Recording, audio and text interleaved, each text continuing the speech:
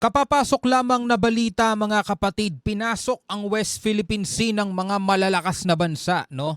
Pilipinas kasama ang Australia, Japan, New Zealand at Amerika mga kapatid, no? The US conduct joint maritime drills mga tol, no? Dahil nga itong mga bansang to, mga tol, ito yung mga bansang nagkakaisa at sumusuporta sa laban ng Pilipinas dahil nga dito sa patuloy na agresibong aksyon ng China, mga tol, dito sa West Philippine Sea.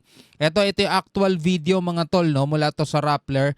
Navies and Air Forces from the Philippines, Australia, Japan, New Zealand, and the United States execute division tactics during the 4th Multilateral Maritime Cooperative Activity in the West Philippine Sea on Saturday, no? Kahapon to, September 28. No, the Philippines Navy AW-109 helicopter is also seen taking off the BRP Antonio Luna. Yan mga kapatid ang balitang ating panonoorin ngayon. Pero bago natin to simulan, no, kung ikaw ay isang Pilipino at ikaw ay may pakialam sa iyong bansa, sa iyong soberanya, huwag mong kalimutan mag-subscribe mga kapatid kung trip mo yung mga ganitong klaseng usapan na may kinalaman sa ating soberanya. Huwag mong kalimutan mag-subscribe, click mo na rin ang notification bell para ma-notify ka whenever na may mga bago tayong reaction video tulad nito. Panoorin natin to mga tol. Yan, no?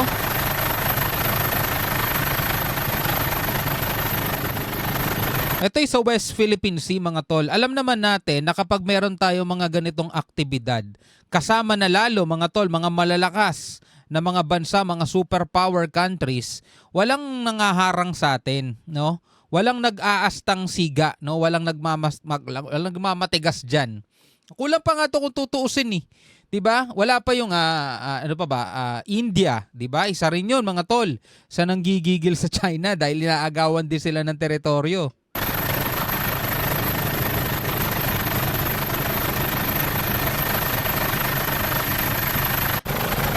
Yan, no? Mga warship, mga tol.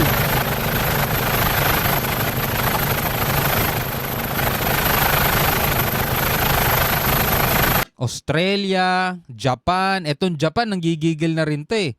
Dahil ilang beses na pinapasok yung teritoryo nila, 'di ba? Airspace nila, yung territorial waters nila, ilang beses nang pinapasok ng China 'yan.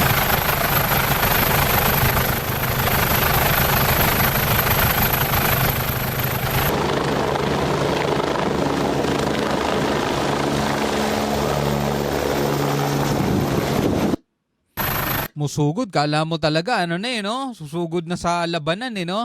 Panoorin natin yung balita tungkol dyan, mga tol. Ito mula sa GMA Integrated News. Ito yung Multilateral Maritime Cooperative Activity isinagawa ng mga puwersa ng mga malalakas na bansa, mga tol. Diba? Alam nyo na yon, Pilipinas lang ata bukod tanging mahina rito eh. Australia, Japan, New Zealand at Amerika, no? Siguro kung sasama pa yung ibang mga bansa na merong sariling merong kaparehong kaisipan natin, mga tol.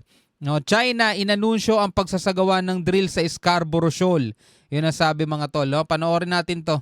Nagsagawa ngayong araw ng Multilateral Maritime Cooperative Activity ang mga puwersa ng Pilipinas at mga kaalyadong bansa. Nagsama-sama ang Naval at Air Force units ng Australia, Japan, New Zealand, Amerika at Pilipinas sa pagsasanay sa loob ng ating Exclusive Economic Zone. Yan sa loob ng ating Exclusive Economic Zone yan. Baka naman umalma pa ulit ang China dyan. Diba? Ito mga kasama nating ditong bansa, nagpapakita rin to, mga tol, ng suporta. Diba? At saka normal naman eh, sa isang bansa, mga tol, yung makipag-alyansa ka sa mga superpower, lalo na kung mahinang bansa ka naman. Malamang doon, ito, aalmahan din na naman to ng mga ibang kongresista natin na ayaw yung mga ganito. Naalala ninyo, mga tol, yung mga binigyan natin ng reaction video sa Kongreso, di ba? Bakit daw parang ang Pilipinas ginagawang praktisya ng mga sundalo? Grabe, no? Samantalang alam naman natin, mga tol, na kailangan talaga natin ng suporta at kailangan talaga natin ng alyansa. Dahil kung tayo lamang, hindi natin kakayanin talaga ang puwersa ng mga bansang matitigas ang muka. Hindi binanggit kung saan partikular isinagawa ang aktibidad. Ayon sa AFP, bahagi ito ng shared commitment sa mga karapatan ng bansa na nakasaad sa UNCLOS. Yun naman talaga. 'Diba? Kaysa yung isang bansa na nagsasabi, mga tol, mga plastic na bansa, naalala ninyo, merong isang general na singkitang mata, ang sabi niya, development daw o developing country dapat meron daw equal rights o karapatan. 'Di ba? Pantay-pantay na karapatan sa kanilang mga soberanya. Samantalang sila yung bukod tanging bansa na nang aangkin ng hindi naman kanila. O eto. Bahagi ito ng shared commitment sa mga karapatan ng bansa na nakasaad sa UNCLOS o United Nations Convention on the Law of the Sea. Titingnan mo mga tol, Australia, New Zealand, America, hindi sila taga rito. Pero bilang pagpapakita ng suporta mga tol sa mga maliliit na bansa na katulad natin na inaabuso, inaapi ng mga superpower countries na gustong agawan ng teritoryo yung mga maliliit na bansa. Ano pa nga bang magagawa ng mga big brother natin? Di tulungan yung little brother nila na naaapi, 'di ba? At lalo na mga tol, ito naman ay sang-ayon sa United Nations o sang-ayon naman ito sa international law. Wala naman siguro masama doon, 'di ba?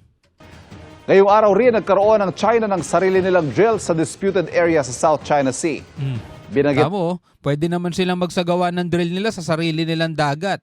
Saan sila nagsagawa ng drill? Sa Scarborough Shoal. ng China na Grabe. sarili nilang drill sa disputed area sa South China Sea. Binanggit ng China na sa Panatag o Scarborough Shoal isinagawa ang reconnaissance at early warning exercises at pagpapatrolya ng kanilang Southern Theater Command. Tindi, no? Diba? Yan ang mga gawain nila mga tol eh. Kahit na paulit-ulit sabihin ng China na development daw o developing country ay may equal rights o pantay-pantay na karapatan para ipaglaban o para magkaroon ng karapatan sa kanilang soberanya, ibang-iba yung sinasabi nila doon sa mismong ginagawa nila mga tol. Kailan natin sila nakitang sumuporta sa Pilipinas sa ating mga ginagawa? Hindi. Hindi sila susuporta. Inaagawan pa nga nila tayo ng teritoryo eh. 'Di ba? Ayon sa UNCLOS, mga tol, meron tayong 200 nautical miles exclusive economic zone para sa Pilipinas 'yan. Hindi nila matanggap mga tol kahit na signatory din sila diyan, nakapirma sila diyan. Ayaw nilang igalang, ayaw nilang i-honor. Inagawan nila tayo ng teritoryo, Scarborough. Mga tol, anong ginawa ng Pilipinas? Naghain tayo ng reklamo dito sa Daheg sa Court of Arbitration, mga tol. Inarbitrate natin 'yan. Ni kahit man lang representative hindi sila nagpadala. Hindi sila nagpadala kahit man lang representative talo sila mga tol. Baseless yung kanilang claim. Kasi ano bang claim nila mga tol? Ano bang claim nila? Self-serving. Sinasabi nila meron daw silang historical claim. Pwede ba naman 'yun? 'Di ba? Historical claim sa buong South China Sea. 'Di ba? Historical claim. 'Di ba nanalo tayo diyan 2016 arbitral ruling. Hindi rin nila kinilala mga tol, binaliwala nila. Iginigiit pa rin nila yung kanilang pinagpipilitang claim. Ilang taon na nakakalipas? 2016, 2024, 8 years na nakakalipas mga tol. 2 taon na lang, 1 dekada na tayong panalo dyan pero hindi natin magamit, hindi natin mapakinabangan kasi nga kulang na kulang yung ating puwersa para i-push natin yung ating karapatan. Hindi natin kayang makipagmatigasan sa China, binabangga lang tayo eh. Wina-water cannon lang tayo mga tol eh. Kaya eto, yung mga ganitong exercises mga tol, mga ganitong maritime cooperative activity, mahalaga to sa Pilipinas. Nakakalungkot lang isipin mga tol na tinututulan pa to ng ibang mga, alam mo na, mga nakaposisyon sa gobyerno na dapat sumusuporta sa mismong bansa na pinaglilingkuran nila. Kaso hindi eh. Gusto pa nga nila alisin na daw ng Pilipinas sa mga sundalo sa West Philippine Sea. Gusto pa nga nila mga tol, wag na tayong bumili ng mga panibagong assets natin eh. Dahil ginagamit lang daw ng mga sundalo sa mga mamamayan eh. Pero ang totoo, ginagamit ng mga sundalo yon sa mga rebelde. Natural, nadadamay lang yung mga komunidad kasi doon nagtatago yung mga rebelde. Anong gagawin natin? Pwede ba naman magkaroon ng gera o baso walang tatama ang mga property? Pwede ba yun? Anyway mga kapatid, kung ikaw ay isang Pilipino, ano masasabi mo rito sa ating napanood ngayon? Comment ka na lamang sa ibaba.